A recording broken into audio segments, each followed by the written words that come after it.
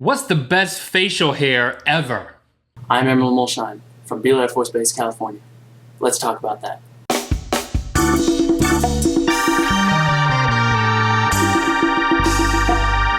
Good mythical morning. Today's episode is brought to you by the Rhett and Link Kommunity. Where else would you see Mythical Beast fan creations in such a tight concentration?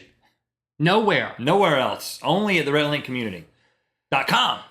It's Friday. That means it's another episode of Best Ever. Thank you for everyone who's been voting and weighing in on Best Evers in the past. Last week we asked you, what's the best animal ever? We tabulated the votes in the comments and took into account the video response arguments. What's the voice? I'm announcing a winner voice. Exciting. And now the winner of Best Animal Ever. It is... Panda bears. The answer is anything that isn't panda bears. The answer is wrong. Panda bears. Panda bears, it is. But can a panda hold a laptop? And look at this panda bear. It's holding a laptop. Panda bears. Okay. All right. Good. Panda wins. Wow.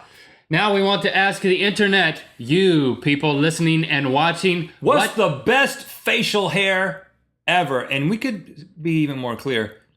What's the best facial hair configuration? Right, we're not talking about the best facial hair on a particular person. We're talking about the best configuration which could appear on a number of different people. We're going to go through a list of potential facial hair configurations you can vote for. It's by no means an exhaustive list. Feel free to vote for whatever you want. Now, basically, we're going to give you guys out there options for what you could do with your own facial hair. And women, some of you have the ability to grow facial hair too. Good for you. So think about yourself when we talk about this. If you're a female that cannot grow facial hair, your opinion is valuable to men. You are especially important in this debate. I'm going to kind of start with the two broadest categories, and we'll kind of go through some options in those. You've got your beard, and you got your mustache. Now, just as a point of clarification, eyebrows aren't coming into this, right? Like you shouldn't vote for like unibrow. It is on the face. But I think it's nose and below. We're making this up right now. Ears and below. I don't think of eyebrows as facial hair. They are, and so are eyelashes, but you can only do so much with them. You can either let them grow into a unibrow or you can prevent them from growing into a unibrow. So vote for them if you want to, but I think you're going to start with the broad category of mustaches and beards and then go from there. That was the plan until you asked about eyebrows. Well, I want to make sure we're covering our bases. The beard, you can have, you can do lots of things with the beard. You can have like the short beard, like a well-groomed short beard. Mm-hmm. You can have the normal beard. When I think normal beard, I think about the guy, Al from Tim the Toolman Taylor. What was that show? That's a normal beard? Is that what you're it's like, it's kind of thick. It's trimmed. You know what I'm talking about. But a short beard is more like a Billy Mays? No. Short beard is like George Clooney. George Clooney, when he grows out of a beard, he's got kind of a short beard. Home Improvement's the show I'm thinking about. Yeah. Then you got an even shorter beard, kind of what you do a lot of times. 5 o'clock shadow. I think I would classify that as a beard type. Okay. Not now, not what you've got going on now, but if you waited like 3 days, you would have 5 o'clock shadow beard. Okay. 3-day beard. Then you've got like what's come into fashion, like the mountain man / hipster. Albert Einstein once said, a mountain man is indistinguishable from a hipster when seen from the neck up. He said that, but no one knew it. That's like a big unkempt beard.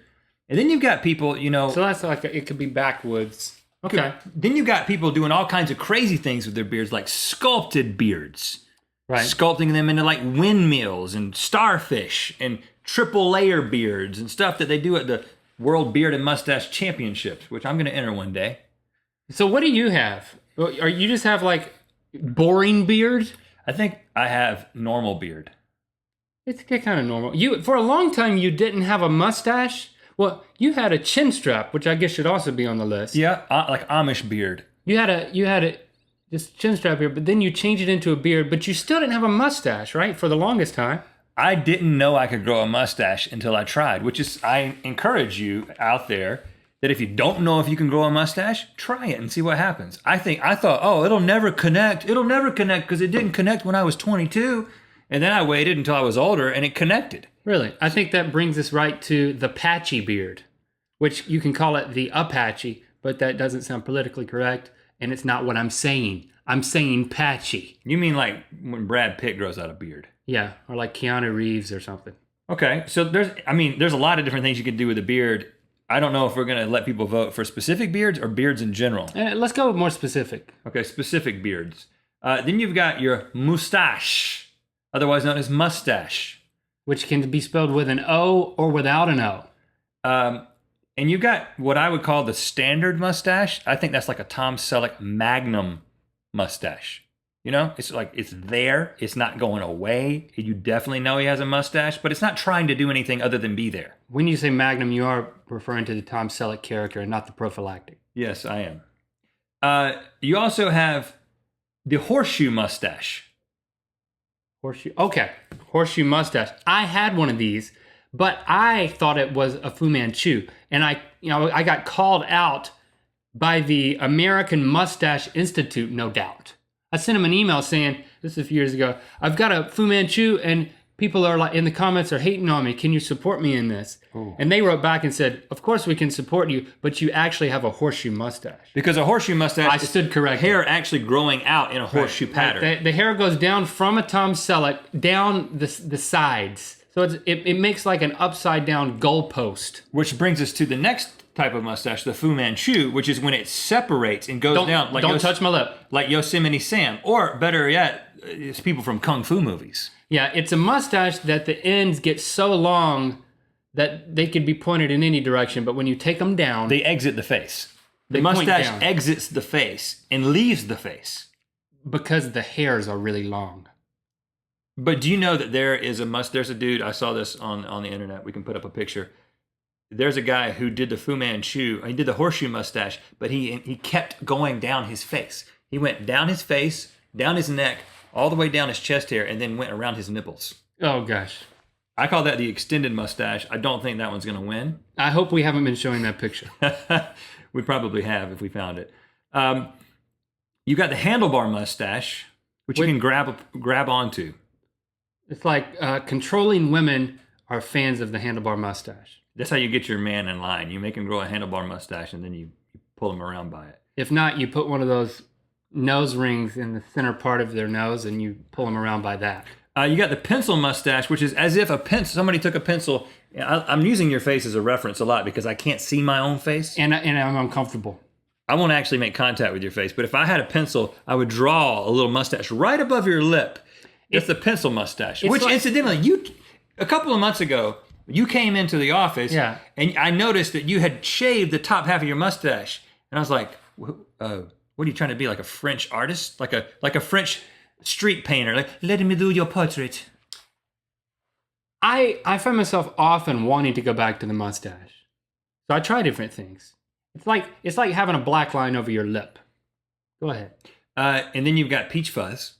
Maybe a lot of our viewers out there are just in the peach fuzz stage. I don't recommend peach fuzz. Guys, listen, if you're in 8th grade and you have a mustache, shave it. You don't have a mustache. You have peach fuzz. The reason we call it peach fuzz is because when you look at a peach, it has little baby hairs on it that can barely be seen until you get really close. Your face looks like a peach. Nobody's ever shaved a peach, though. Keep going. I mean, I think they get the idea. Any facial hair that has a fruit referenced in it is probably not a good idea to have on your face. Then you got your variations like the soul patch. Soul patch. When I think soul patch, I think 90s electric guitarist. Yes, so probably is not a good idea.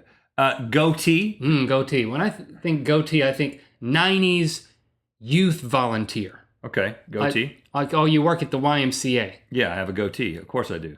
Lambchops. These are like very large sideburns that come down all the way to your mouth almost. 3 words. Martin Van Buren. Link decided. 2 words. Link thought we should put sideburns on the list because he has sideburns. Yeah, I'm voting for sideburns. I don't consider them. I think you have to get down onto the face before it becomes facial hair. I consider that just sideburns, like their own category. But the space in front of my ears isn't considered my face. I think you really need to cover more of the face to be considered facial hair, but whatever.